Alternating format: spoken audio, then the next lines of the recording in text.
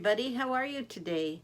I just got back from a nice walk and it's getting warm out. It's morning right now when I'm reading and I'm wearing my hat. You know why? Look at, I need a haircut and it's hard to find someone to cut your hair. Would you like to come cut my hair? Come on, come and do it. I'll let you do it. Anyway, I started with a book about who is Jane Goodall, and I'm going to read the next chapter today. And she was an interesting person and still is alive and has had a wonderful life. So Jane Goodall was born on April 3rd, 1934 in London, England. London is one of the world's greatest cities, and Jane, however, was far happier in the country. She liked being outdoors, exploring nature. Her family moved outside the city to a house with a yard. What interested her most were animals, all kinds of animals. Learning about them in books was interesting, but facts from books were not enough for Jane. Jane wanted to find out about animals by watching them herself. One time she dug up some earthworms. She came home and put them under her pillow. Jane wanted to go to sleep with them. Her mother explained that the worms needed to be in their own homes. Little Jane was disappointed, but returned the worms to the garden. Look at that. A lot of kids don't like earthworms, but they're kind of fun to hold and touch and examine. When she was about 5, Jane was curious to see how chickens laid eggs. In the backyard at her grandmother's house, there was a chicken coop. Here was Jane's chance to watch an egg get laid. She had Jubilee with her. Remember, Jubilee was her stuffed chimpanzee. She crept into the empty chicken coop. She waited for a hen to arrive. Jane stayed so still that the hen didn't notice her. Hour after hour went by. Jane kept waiting and watching. Finally, after 5 hours, Jane saw what she had hoped for. Out popped an egg from underneath the chicken. Jane was so excited. Can you see her hiding over there? And just waiting. Can you imagine waiting 5 hours to see the chicken lay an egg? Oh, she was a patient little girl. Her family, however, was scared. Her mother had called the police to report that Jane was missing.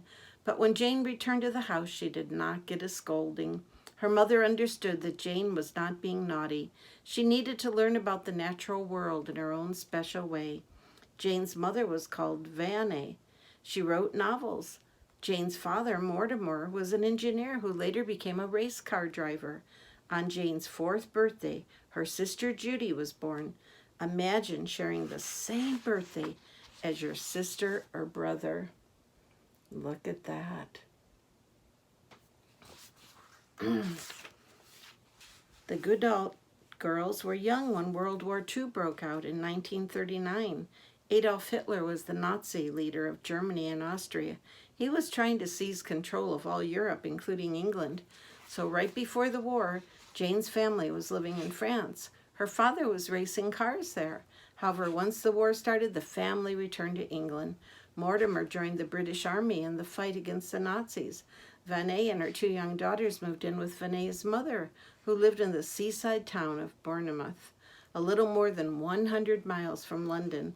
Bournemouth was safer than living in London, which the Germans started bombing in September of 1940. I'm going to stop there, and there's a picture of planes flying over and dropping bombs. That would be hard to live through something like that. But they were very, very brave people back then. So I'm going to just stop there, and we'll continue tomorrow. Now, school is coming soon for everybody. Even though it's going to be different, it's going to be Zoom, it's going to be online like we're talking right now, and it's going to be a teacher looking at all the students. But it's going to be exciting that school is starting. And this book is called The Night Before Kindergarten. Oh, I remember when I went to kindergarten, my teacher's name was Mrs. Myers, and I loved kindergarten. So The Night Before Kindergarten. 'Twas the night before kindergarten, and as they prepared, kids were excited and a little bit scared. That's normal. They tossed and they turned about in their beds, while visions of school supplies danced in their heads. Look at all those things they're dreaming about. New scissors and notebooks and pencils and paper. Erasers and crayons and pencils galore were stuffed in their backpacks and set by the door. Outfits were hung in the closets with care, knowing the kindergarten would soon be there. I think some of you are excited about school too. In the morning it came. School starts today. Would the teacher be nice? Would they still get to play? Faces were washed and teeth were brushed white. Kids posed for pictures with eyes sparkling bright. Your mommy probably takes a picture of you on the first day of school. Make sure you smile. Cheese! Parents packed snacks and kids hopped in cars as if they were boarding a spaceship to Mars. It'd be a little different this year. Some kids brought blankets or their favorite stuffed bear in hopes they could nap like they did in daycare. Their parents exclaimed, "You're big kids now. Let us hold your bears and blankies for you now." Yep, you can't bring all of that stuff to school. The parents were worried their children would cry if they left them at school with just a goodbye. So they told their darlings, "If you want, we can stay and make sure that everything will be A-OK." The teacher then greeted each one with a smile and invited the students to stay for a while. That looks like fun. Look at them all seated on the rug. Oh my goodness, how exciting. The room was all filled with toys, books, and maps. But where were the beds for mid-morning naps? They didn't have any. They colored and painted and played Simon Says. They tumbled and skipped and stood on their heads. Can you do that? They sang silly songs from beginning to end within just a minute. You know what? Each kid had a friend. That's so special. What a nice teacher. The children were happy. They loved Miss Sunrise. It was she who was in for a giant surprise. When what your wondering eyes should appear, but sad moms and dads who were holding back tears. Their noses so sniffy, their eyes red and wet. This was the saddest goodbye Miss Sunrise had seen yet. Oh, look at all the mommies and daddies sad to say goodbye.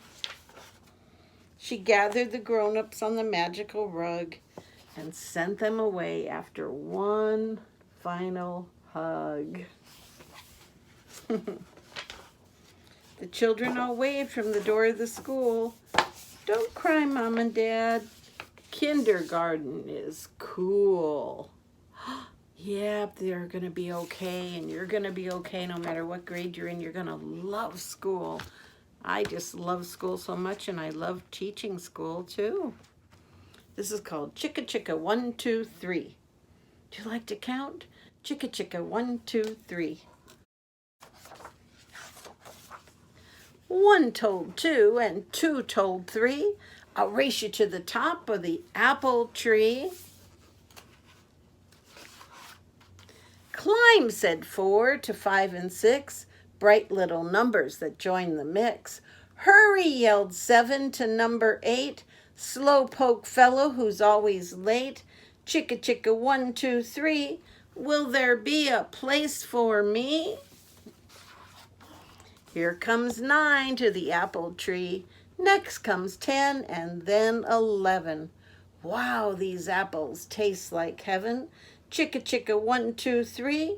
Will there be a place for me? Hot pink 12. Lucky 13. Picking apples red and green. 14, 15. Can't you see? They all want to climb the apple tree. Chicka chicka 1, 2, 3. Will there be a place for me? 16 next to make the scene, climbing branches with 17. 18, 19, one more is 20. Numbers, numbers, there are plenty. Chicka, chicka, 1, 2, 3. Will there be a place for me?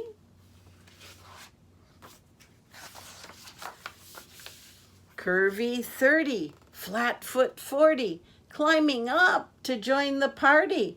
50's fine and 60's dandy. 70's hair is long and sandy. Chicka, chicka, 1, 2, 3. Will there be a place for me? Let's climb more, says Treetop 80. Higher and higher up to 90. Until at last there's 99. And all the numbers are feeling fine. Except for 0 who begins to cry. Chicka, chicka, 1, 2, 3. Will there be a place for me? Oh, don't cry. Oh no, buzzing close. Bumblebees. 0 hides behind the tree. Get out of our tree, the bumblebees shout. And all the numbers, oh, they all tumble out. 90, 80, 70 fall, hit the ground in a free-for-all. Oh, I hope they're okay. 60, 50, 40, run. No more climbing, no more fun. 30 next, then sweet little 20. Numbers, numbers, no longer plenty. 19 and 18, my oh my. Frightened numbers jump and fly. 17, 16, 15 more. Now 14 has hit the floor. 13, too, unlucky guy. 12 had almost touched the sky. Oh, the poor numbers. Bent up 11. Wait, where's 10? 9, 8, 7, follow then. Twisted 6 and top hat 5. 4, 3, 2, 1, take a dive. Chicka, chicka, 1, 2, 3. Now I know the place for me. 0 leaps into the sky. Brave little number, he's not shy. 0 lands on top of the tree, joins with 10. Now 100 you see. Chicka, chicka, 1, 2, 3. Here's the place that's just for me. All the numbers come back out, higher and higher as they shout. Chicka, chicka, 1, 2, 3. 0's hero of the number tree. Hooray! And look at all the numbers to 100. How wonderful, isn't it? Let's just count to 20. 0, 1, 2, 3, 4, 5, 6, 7, 8, 9, 10, 11, 12, 13, 14, 15, 16, 17, 18, 19, 20. And if you keep counting, you get all the way to 100. And 0 was the hero who saved the day. Well, good night, everyone. I hope you're having a great day. And I hope you'll have a great night's sleep, and you're going to be dreaming about school, getting things ready, whether it's you're at home or online or you get to go in person. School is so wonderful, and I know you're going to love it. So next week, I think most of you will start, and that's exciting. I wish I could go back to school. I think maybe they should have a school for grandmas, don't you? That would be kind of fun. Grandma school. It sounds like grammar school. Grandma school. Maybe I already am in school. Anyway, good night, and I love you all. Mwah. Hey.